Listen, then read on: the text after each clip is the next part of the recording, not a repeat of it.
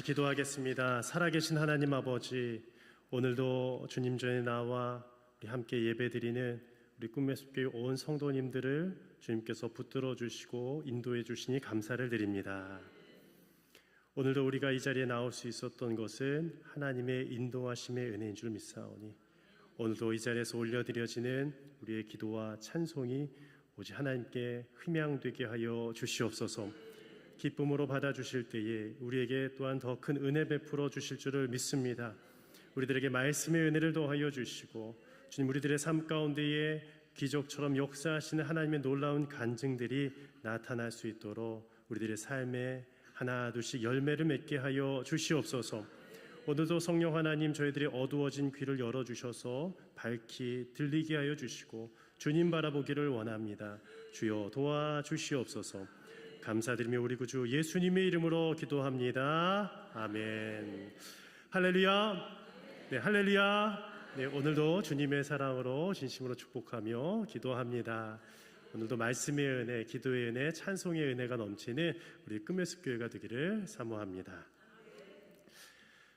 여러분, 아까 제가 맨 처음에 인사를 드릴 때 조금 이상하지 않았습니까?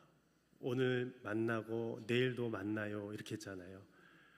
내일 월요일인데 오실 분이 누가 계시겠어요? 새벽기도에 오시는 분들은 계시지만, 제가 그렇게 말씀드린 것은 오늘도 이 만나, 오늘 여기서 내려주실 이 말씀에 만나고, 내일도 또 내려주실 그 큐티와 묵상 가운데 내려주실 하나님의 만나를 만났으며 하는 바람에서 그런 깊은 뜻이 있었습니다. 아시겠죠? 그래서 우리 다시 한번 우리 옆에 있는 분들과 인사 나눌까요? 오늘도 만나, 내일도 만나요. 이렇게 인사하겠습니다. 오늘도 만나, 내일도 만나요. 네, 언어 유의적인 표현이었습니다만 너무 중요한 거예요. 어떤 젊은 분들은 오늘 제목을 보고 이런 얘기를 아까 하시더라고요. 우리 지금 당장 만나 이런 거 있나요? 어떤 그런 노래가 있다고 하는데요. 우리 젊은 분들 잘 아시는 어떤 가수가 그런 노래를 불렀대요. 당장 만나자는 거예요. 어떤 사랑의 구애의 장면처럼 보이는데 우리가 지금 당장 만나야 될 분은 예수님인 줄을 믿습니다. 우리 인생길은요, 처음부터 마지막까지 사실 광야 가운데 놓여져 있습니다. 많은 분들은 인생이 어려울 때만 광야라고 생각을 하는데요, 사실 그것은 아니라는 것이에요. 존 비비어 목사님이라는 분이 계시는데요, 그분의 책 광야에서라는 책을 보면요, 이 광야는 우리가 힘들 때만이 아니라 또 어려울 때만이 아니라 그곳 가운데서 우리가 인생의 전체를 통해서 하나님의 은혜를 경험하는 장소다라고 이야기를 합니다. 뿐만 아니라 그곳 가운데서 더 예수님을 닮아가게 된다고 책에서는 기록하고 있어요. 제가 한번 읽어드리겠습니다. 지금 당신이 광야에 있는 것은 십중팔구 하나님께서 당신이 그곳에 거하시기를 원하시기 때문입니다 라는 거예요. 우리가 광야 가운데 있는 것은 하나님이 그곳 가운데 있기를 원하시기 때문이라는 것이에요.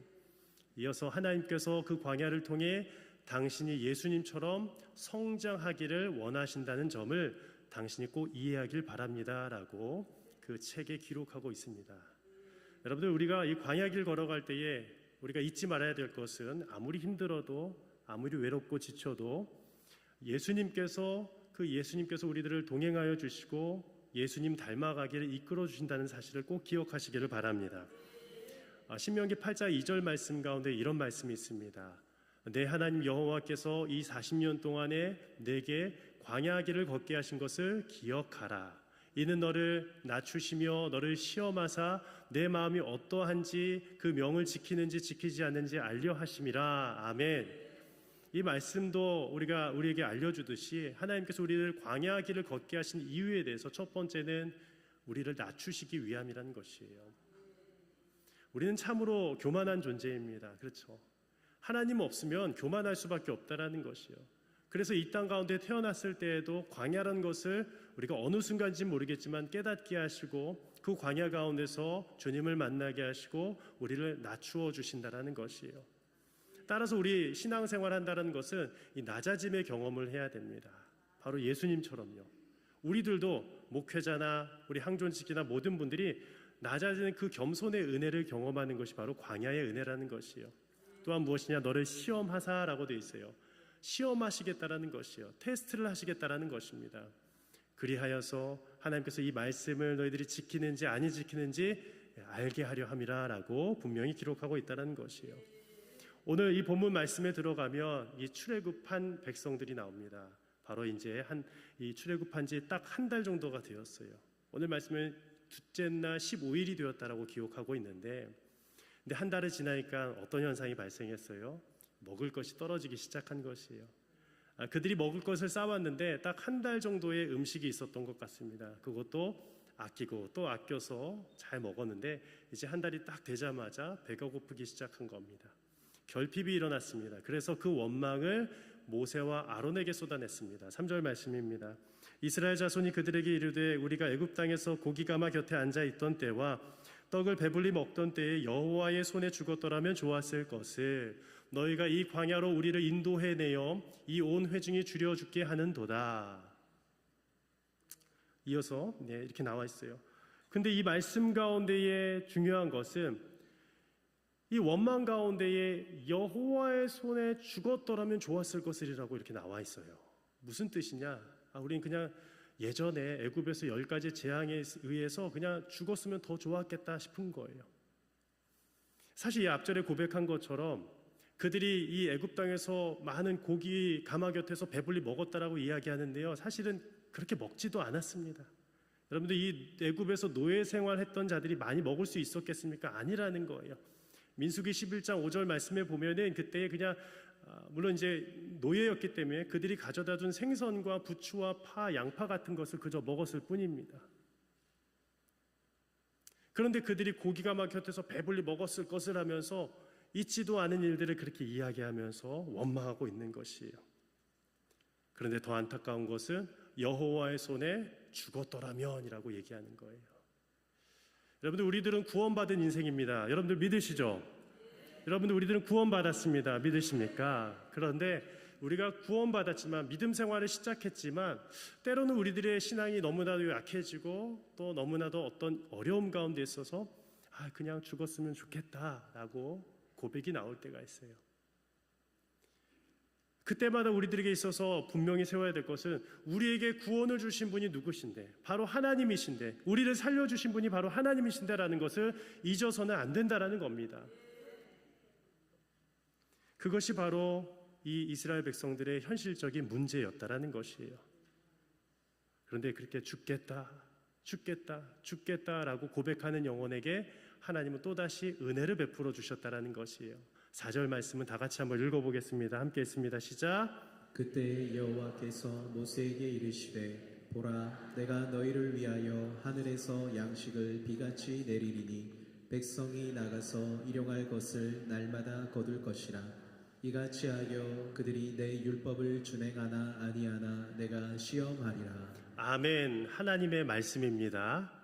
오늘 이 하나님의 말씀 가운데 분명히 기억해야 될 것은 오늘 앞절에 이렇게 됐어요. 누가 하늘에서 이 양식을 주냐? 내가 너희를 위하여 주셨다는 거예요. 바로 하나님께서 이스라엘 백성들을 위하였다라는 거예요.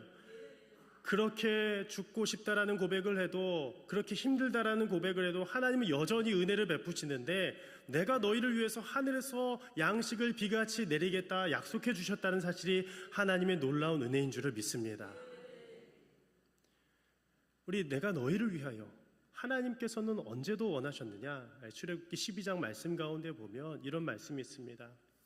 내가 애굽 땅을 칠 때에 그 피가 너희가 사는 집에 있어서 너희를 위하여 표적이 될 것이다라고 말씀해 주셨어요. 그들이 이 출애굽하기 바로 직전에 그들도 다 이 장자의 재앙 가운데서 죽을 수 있었는데 그때도 그들을 살려주신 이유가 무엇이었습니까? 바로 그 피로 인하여서 그 어린 양의 피로 인하여서 그들이 살게 되었다라는 것이요. 그때도 너희를 위하여 이 피가 표적이 될지라라고 말씀해 주신 거예요. 표적도 이스라엘 백성들을 위하여 주셨다라는 겁니다.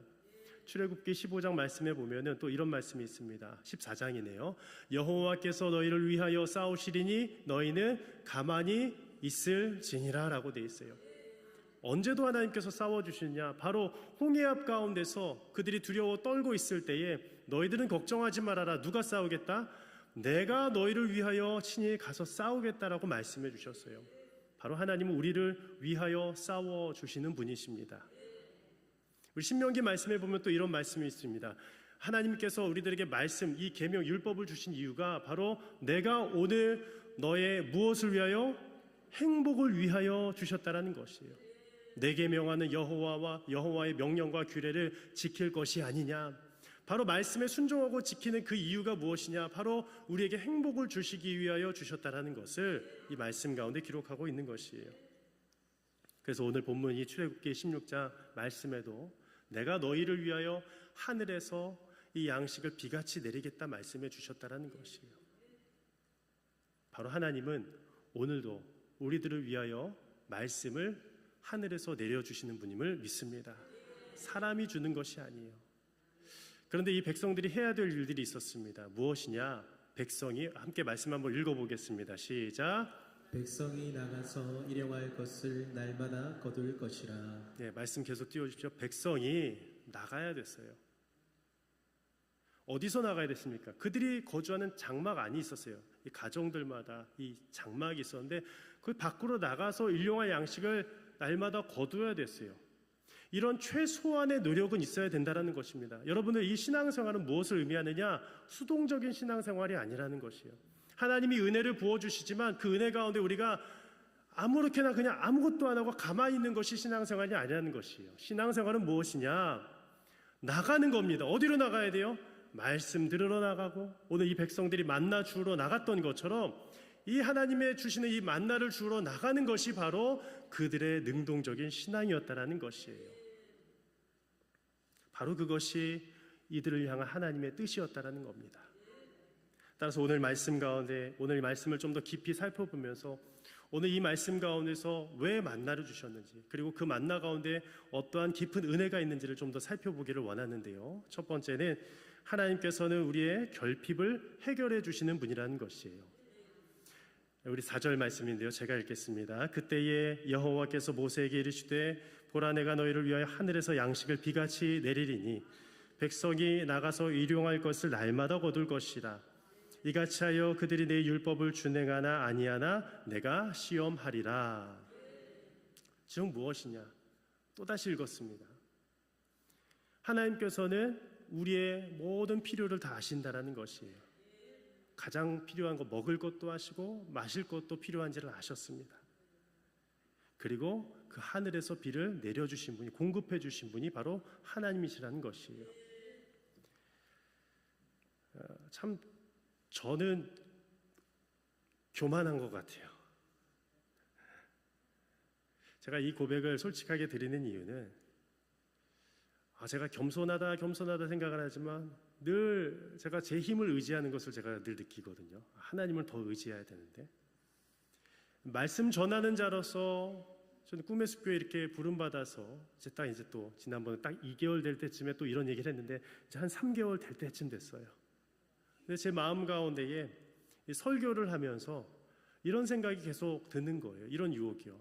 좀 더 감동적이고 좀 더 이렇게 눈물 나는 그런 애절한 그런 설교를 하고 싶은데 하면서 그런 예화들이 없나 하면서 계속 내가 찾고 있는 거예요. 컴퓨터 앞에서. 한 주간 동안 말씀을 준비하지만 특별히 이 금요일, 토요일에는 집중해서 여기 말씀을 준비합니다.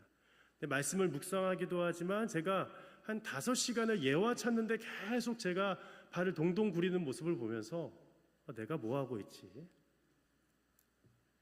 어떤 좋은 목사님들의 어떤 설교도 한번 들어봅니다. 그런데 이 내용 똑같이 전해서는 안 되잖아요. 이것도 아닌 것 같아요. 저에게 있어서는 이 설교 예화에 결핍이 있었어요. 좀 우스운 소리일 수도 있겠지만 옛날에는 유튜브도 없었기 때문에 그 목사님의 설교를 들을 필요도 없고 정말 이 말씀만을 묵상해서 전했던 분들이 옛날에 목사님들이셨어요. 아시죠? 굳이 예화도 필요 없었어요. 근데 좀 더 좀 감동되는 예화를 찾고 싶어서 막 찾는 거예요. 근데 그 모습이 너무 부끄럽더라고요. 그래서 제가 사무실에 다시 한번 주님 철퍼덕 앉아서 기도했습니다. 하나님, 제 모습이 너무 부끄럽습니다. 내가 말씀을 더 깊이 묵상하고 해야 되는데 다른 거 찾는데 너무 혈안이 돼 있는 거예요. 하나님의 말씀이 더 중요한데 세상에 멋진 강연들 계속 찾고 있는 거예요. 멋진 말들, 명언들. 회개 기도하는데 이런 마음을 주셨어요. 승찬아, 제가 또 승차나를 설교 때 참 많이 하는데요. 누구야? 설교를 너가 하는 거냐? 설교 너가 하는 거냐? 많은 사람들이 착각을 합니다. 유명한 목사님들 설교 잘하는 분들 있잖아요. 그분들이 설교한다고 생각하지만 착각입니다. 오산입니다. 그분들도 하나님 앞에 쓰임 받는 거지 하나님이 아니면 아무것도 아닙니다. 여러분들 유명한 설교한테 가보고 싶으시죠? 가십시오. 다 가셔도 좋습니다. 그런데 그것은 사람 쫓아가는 거예요. 그러면서 이렇게 마음 주셔서 너가 은혜를 주는 거냐? 너 교만하구나. 승차 너 교만하구나. 네가 은혜를 주려느냐? 제가 다시 한번 회개했어요. 저는 이게 평생 제가 언제까지 목회를 할지 몰라요. 10년이 될지 15년이 될지 몇 년이 될지 잘 몰라요. 근데 이 말씀을 놓치면은 제가 설교가 아니라 그냥 예화 전달 꿈밖에 안 되는 거예요. 그렇다고 여러분들 제가 감동적인 예화 하나도 안 하겠다는 얘기 아닙니다. 또 감동도 있어야 되고 때로 어떤 자극도 있어야 되겠죠. 그런데 그렇게 기도하는데 눈물이 나더라고요. 내가 지금 뭐 하고 있는 거지? 말씀 더 봐야 되는데 말씀을 말씀대로 보지 못하는 거예요. 목사가요. 예화를 더 귀하게 여기는 거예요. 누구가 이랬더라 누구가 이랬더라 하는데 말씀에 나와 있는데 오늘도 제가 너무 회개가 돼서 이 말씀을 좀 드리고 싶었어요. 1부 때는 말씀 안 드렸는데 2부 때부터 이 말씀을 전하라 하시더라고요. 여러분들 우리 인생 가운데는 너무나 많은 결핍을 경험하게 됩니다. 여러분들도 언젠가는 말씀의 결핍이 다가올 때가 있을 거예요. 지금 제가 온 지 얼마 안 돼서 은혜를 많이 받으신다고 하시더라고요. 언젠가는 그 은혜도 뚝 끊어질 수도 있습니다. 주여 아버지 그러면 안 되는데 그렇죠? 기도의 결핍이 있을 수도 있습니다. 예배의 결핍이 있을 수도 있어요. 인간관계의 결핍이 있을 수도 있어요. 나 자신에 대한 수많은 결핍이 다 있어서 그게 복합적으로 나를 완전히 광야 가운데로 보내버려서 넘어지게 하는 경우가 찾아올 수도 있습니다. 그런데 그 결핍을 누가 해결해 주십니까? 오늘 4절 말씀 다시 한번 우리 다 같이 한번 읽어보도록 하겠습니다. 함께 읽습니다. 시작. 그때 여호와께서 모세에게 이르시되 보라 내가 너희를 위하여 하늘에서 양식을 비같이 내리리니 아멘. 백성이 나가서 일용할 것을 날마다 거둘 것이라 이같이 하여 그들이 내 율법을 준행하나 아니하나 내가 시험하리라. 아멘. 보라 내가 너희를 위하여 하늘에서 양식을 비같이 내리리라. 아멘. 하나님이 그 은혜를 베풀어 주실 줄을 믿습니다. 두 번째는 하나님께서는 다음 세대에게도 만나의 은혜가 전해지기를 원하셨다라는 것이요. 32절 말씀인데요. 이 말씀도 함께 읽어주실까요? 시작. 모세가 이르되 여호와께서 이같이 명령하시기를 이것을 오멜에 채워서 너희의 대대 후손을 위하여 간수하라. 이는 내가 너희를 애굽 땅에서 인도하여 낼 때에 광야에서 너희에게 먹인 양식을 그들에게 보이기 위함이니라 하셨다 하고. 아멘. 하나님께서는 모세에게 명령하셨습니다. 이 만나를 그냥 먹는 것에 그치지 않고 오멜이라는 병이 있었어요. 한 오멜을 담았다고 나오는데요. 근데 거기에다가 한 2리터 정도의 이 만나를 담아두어 잘 보관하라고 말씀하셨습니다. 이 말씀에 보면 이렇게 돼요. 너희 대대 후손을 위하여 어떻게 하라? 간수하라. 간직하라는 것이에요. 보존하라는 것이에요. 왜 그러했겠습니까? 나중에 이 출애굽 2세대 첫 2세대까지는요 이 만나를 먹을 수 있었습니다. 이 만나가 언제까지 내렸느냐? 바로 그들이 이 출애굽하여서 이 가나안 땅에 들어갈 때까지 먹을 수 있는 을 주셨는데 그런데 3세대, 4세대는 이 만나를 먹어보지 못했다라는 것이에요. 그래서 간직하라 말씀했다라는 것이에요. 그래서 이 말씀 먹는 것을 우리가 잘 후대들에게 보여줘야 되는데요. 때로는 그 일들을 우리가 잘 감당하지 못할 때가 많습니다. 부모가 하는 행동을 아이들이 잘 본받게 되잖아요. 그렇죠?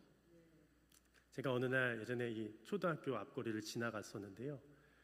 아이들이 막 성스러운 것이 아니라 상스러운 욕을 막 하는 걸 본 거예요.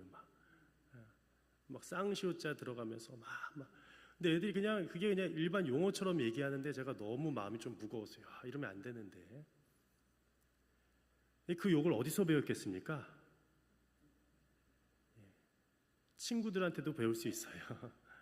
근데 그 친구한테서 배웠는데 그렇게 상스러운 욕을 하는 것을 그 친구는 누구에게서 배웠을까요? 누구에서 배웠을까요? 부모에게서 배운 거예요. 여러분들 집에서 욕 안 하시죠? 혹시나 욕하시걸라, 부부간에 욕하시걸라, 욕하실 일이 혹시나 있걸라 저기 북서울 꿈에서 꼭대기에 정상에 가셔서 하시기 바랍니다. 싸움은 아이들 앞에서 또 하시지 마십시오.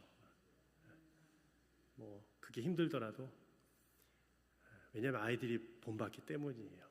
욕하는 건 더 배웁니다. 그런데 참 제가 이 집에서 편하게 있잖아요. 집에서는요, 이제 양복을 누구든 목사가 계속 양복 입고 있다고 이렇게 생각하시는 분들이 계시더라고요. 저도 추리닝을 입고 편하게 이렇게 옷을 입고 있는데, 좀 편하게 입고 싶어서 제가 이제 때로는 뭐 TV도 가끔 보고 일주일에 뭐 한 편 정도 아이들이랑 이렇게 재미있게 보기도 하고 하는데, 어느 날 이 스마트폰을 제가 계속 손에 쥐고 있는 거예요.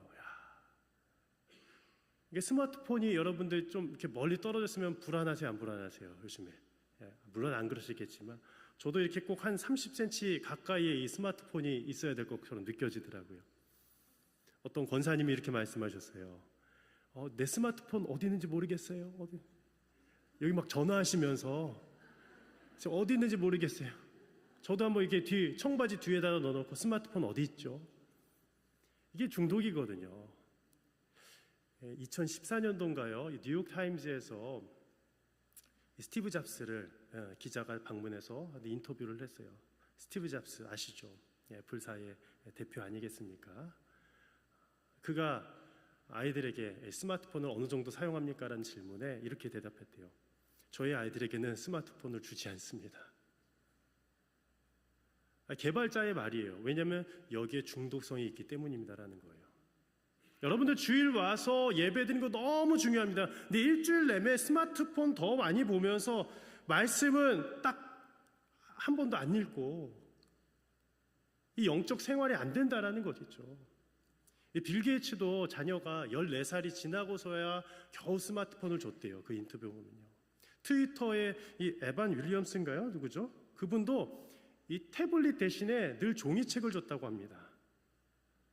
참 모순적입니다. 수많은 이런 SNS를 개발하고 이 모든 것을 개발한 사람들이 그의 자녀들에게는 그것을 주지 않았다는 것이에요. 그래서 저도 집에서 막 TV 가끔 보다가 하다가 이 스마트폰을 막 보면서 이런 거예요. 누구든 그냥 야 빨리 가서 공부해. 빨리 가서 공부해야지. 저는 계속 스마트폰 보고 있으면서 그러다가 진짜 안 되겠으니까 둘이 와서 이래요. 아빠는 스마트폰 보면서 왜 나는 공부해요? 제 부끄러운 얘기지만 얘기하는 거예요. 그래서 제가 이번에 왜 필사를 왜 했겠습니까? 저를 위해서 한 거예요. 그리고 우리를 위해서 한 거예요. 그래서 제가 안 되겠다 싶어서 저희 집사람이랑 집에 가서 식탁에서 써야 되겠다. 내 방에서 쓰지 않고.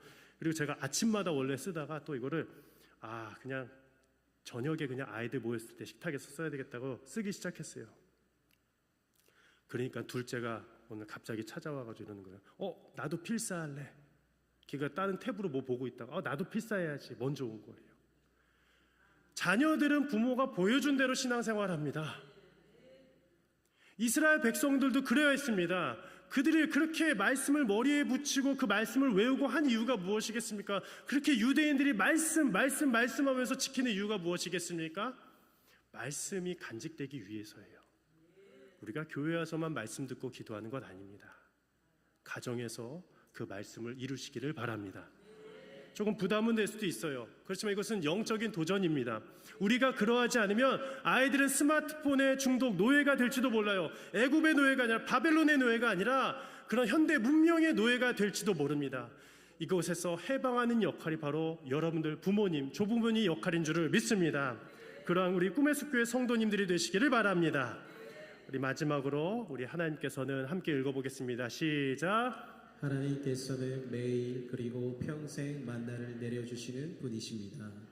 우리 35절 말씀인데요. 제가 읽겠습니다. 사람이 사는 땅에 이르기까지 이스라엘 자손이 40년 동안 만나를 먹었으니 곧 가나안 땅 접경에 이르기까지 그들이 만나를 먹었더라. 아멘.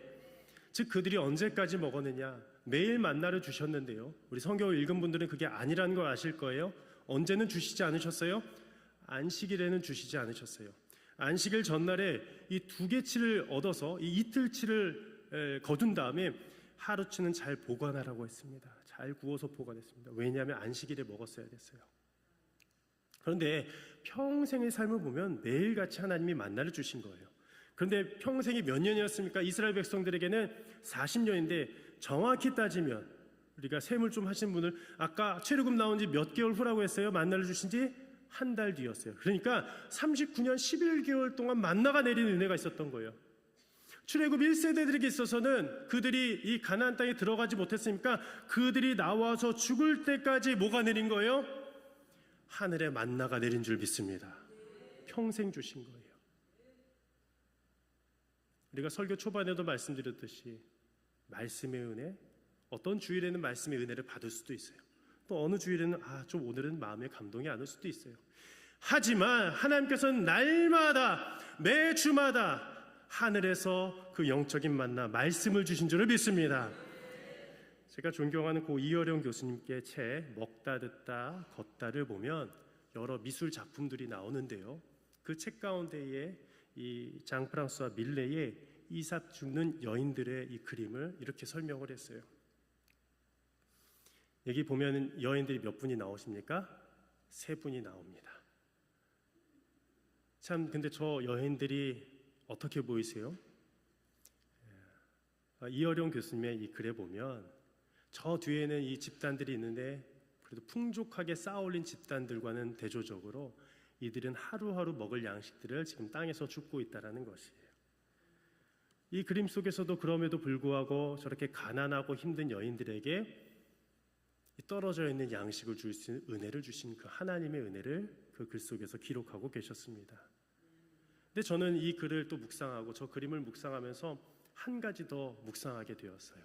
저 그림에는 나오진 않았지만 저 당시에 이 기독교 국가들은 늘 기도할 때 무엇을 했는지 아세요? 식기도를 했습니다. 아마 저들도 아무리 가난해도 식사 기도를 했을 텐데 그때마다 대표적인 기도가 주기도문입니다. 그 주기도문 다 읽지는 않겠지만 이런 고백이 있어요. 오늘 우리에게 일용할 양식을 주시고 데일리 브레드, 날마다 양식을 주신 것에 대해서 저들은 감사했을 것이라. 왜냐? 매일 나가서 하루 먹을 채 양식을 구해야 됐어요. 그토록 가난하고 힘들었기 때문이에요. 여러분들, 이처럼 우리들에게는 하루하루 먹고 살 양식도 필요하지만 우리의 영적인 양식인 말씀 만나가 매일 그리고 평생 우리들에게 필요할 줄을 믿습니다. 이와 같은 은혜가 우리 꿈의 숲교회 온 성도님들에게 매일 평생 임하기를 진심으로 축복하며 기도합니다. 기도하겠습니다. 살아계신 하나님 아버지, 오늘도 우리들에게 말씀 만나를 내려주시니 감사합니다. 하나님의 말씀의 권위를 우리가 믿게 하여 주시옵소서. 우리가 그것을 믿고 싶어도 믿어지지 않을 때가 있습니다. 하지만 이 성경은 하나님의 분명한 말씀인 줄을 우리가 분명히 믿고 신앙생활하는 우리 사랑하는 꿈의 숲교회 온 성도님들이 되게 하여 주시옵소서. 오늘도 감사드리며 말씀 만나이신 우리 구주 예수님의 이름으로 기도 올려드립니다. 아멘.